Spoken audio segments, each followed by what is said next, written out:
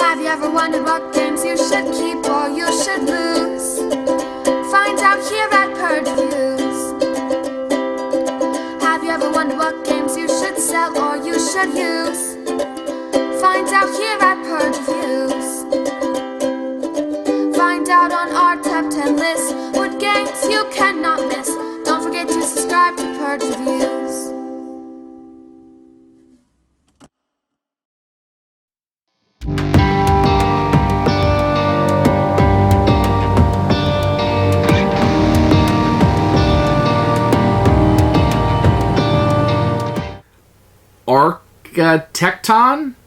Architekton is a little two-player tile-laying game that restricts you quite a bit in where you can play things. And the majority of the scoring is you losing points. So you want to be very careful about how you lay the tiles down to make sure all the sides match. And it's one of those games where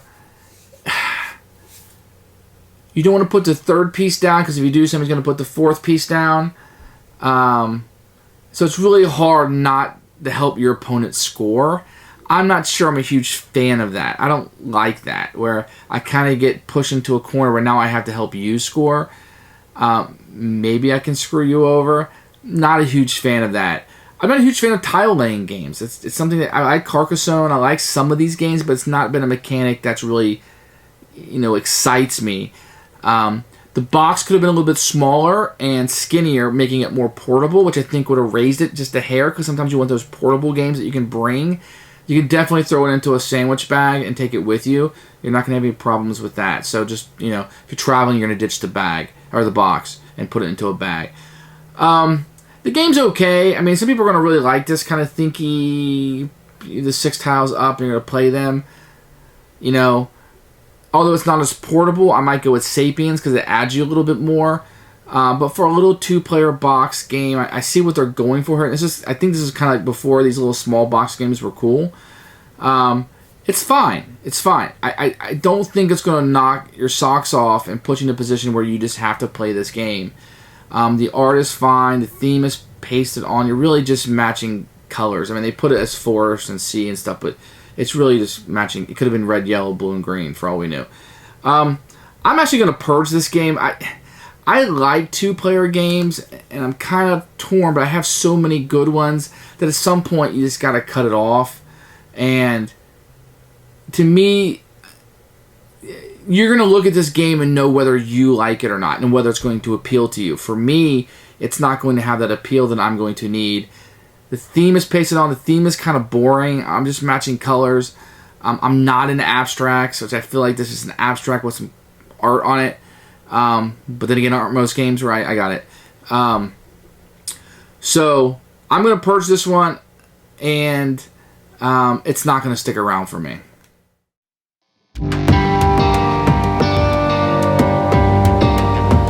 So here are the components. As you can see, it's a fairly small box. Not greatly portable, but more portable than most. It's going to come in 6 different languages. You can open it up.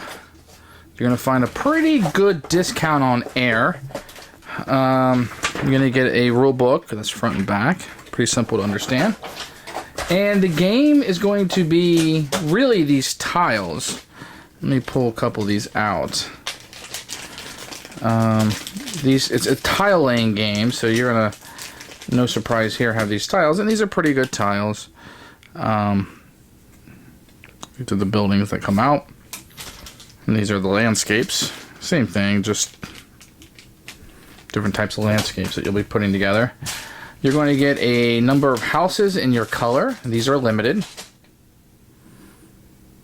Some nude, and you have red ones. And you're going to have these honor points that you can get. These are what represent victory points, and they're pretty nice cardboard. So, a very small tile-laying game. Probably could have been a smaller production. That's not a knock on it, just a fact. I mean, if you were going to go on vacation, you want to throw something in your bag. And I think this is important for a game like this, because I think this game has a lot of appeal as a portable game. What are you going to take? This, almost will fit in my pockets. I could put these in my jean pockets if I wanted to. 2 in the front, 1 in the back. Or this. And maybe all games are like that, but it's just, this is very small. So we're going to put that out there compared to what you're getting here, if you will. You can see the difference. And I'm not trying to say this is a con, but the game is very portable if you just ditch the box. So that's the components.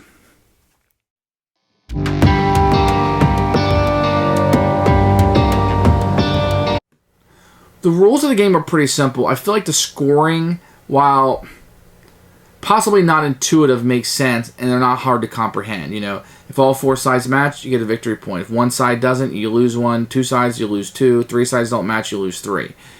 But you're not used to playing a game like that, right? You're used to, okay, if one side matches, you get 1 point.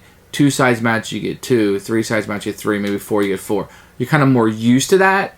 Not that it's difficult, but it's not intuitive. And I have to keep remembering, okay, we have to lose victory points. But, I mean, you'd have to be really pressed into a corner to put a tile together with 3 sides that don't match. Like, I'm not really sure why you would ever do that.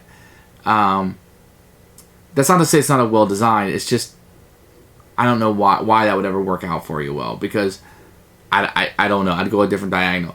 Now, the scoring wasn't clear to me on the diagonal scoring. If you could go up and down, like it's all still diagonal, or if you just had to go like in a row like this, like one row, or could you go up and down? The rules didn't really give an example. We played it that you could go diagonal up and down, but the rules were just unclear on that. And possibly that could be on BGG, or that could be a quick, post up. But I didn't research it, and I didn't like the game enough to dive that deep into it. I like to stick to the rule book a lot of times, unless it's something I'm going to keep or something I'm really going to play. It didn't affect my enjoyment of the game, to say. It's just, I couldn't figure it out from the rule book. Maybe you can, because you're smarter than me.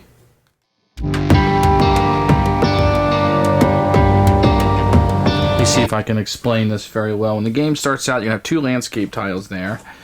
And then you're going to always have 3 landscape tiles face up and 3 building tiles face up.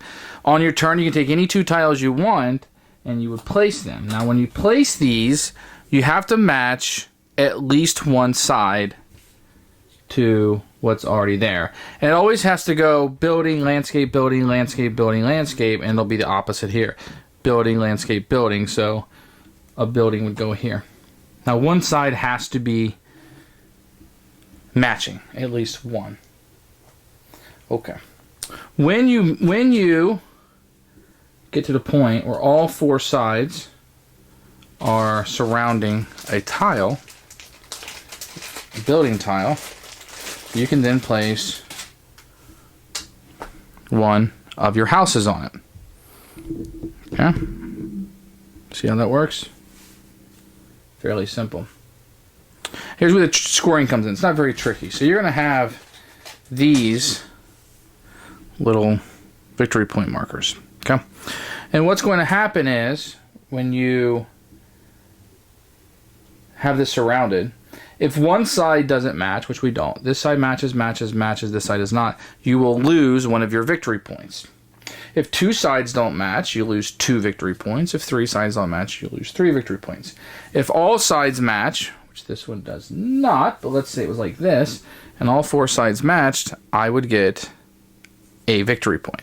So you get one of the all 4 match, and you lose one for each side that does not match. And these will be worth 1 VP at the end of the game. And that will continue. On your turn, you place 2, and when you're done, you always draw back up to 3 that people can choose from. So think of Ticket to Ride, the 3 face up. At the end of the game, you remove all building tiles which are only joined by 1 or 2 landscapes. So this was joined by 2. This would be removed at the end of the game. As long as, and that will be something you'll do at the end. You'll try to make sure these are all connected. And then what you'll do, let's say this was the end, and you had built this. Because you can only put the buildings on top of the buildings. So you ended up with these. Whatever your largest group of houses that are diagonal to each other, now the diagonal could keep going like this or up, you get 1 point per house. So in this case, I would get 2 victory points. If I had 1 chip, I would end my game with 3 victory points. 3. Player with the most points wins. Now, the rules aren't clear on, can it go zigzag with a diagonal, or does it have to be straight across diagonal? We play that you can just zigzag it through, and that seems to work for us. But the rules are not clear on that. Otherwise, very simple. On your turn, you're going to take, there'll be 6 tiles face up, 3 buildings, and 3 landscape. You take 2, you place them. If you completely surround it, you put a building down, and then you score a victory point if all 4 sides matches, and -1 chip you lose for everyone that doesn't. And that is how you play the game.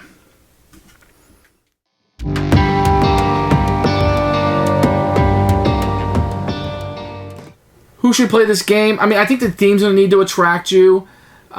Which, you know, do you like buildings without powers next to open fields? The way it's set up, and you saw this before the game, is that, you know, it's always landscape building, landscape building. Do you like abstract games? Easy abstract games. This is a 2-player game, so it might fit that into your collection. It's portable, so this could be travel for somebody. Maybe they travel with their spouse and wants to take a game on a cruise. This could be it. But there's a lot of those you can bag up, especially in the Cosmos 2-player line. I would probably say skip this one, but I can see people liking this, so try it. I don't think it's an instant buy. I really do like Queen games. I really like the kind of games that they put out a lot of times. And this is a fine game. It's fine. But I could probably put 22-player portable games, and this may not make the list. And if you need 30 of them, maybe it does. But so try some before you buy it. If you like the theme, if you like abstract, if you really need a 2-player game and you like tile-laying games and you're looking for a 2-player tile-playing game, this may be it. But I think we're kind of narrowing it down to a certain person or a certain gamer. So Purge for me, you might want to take a look at it.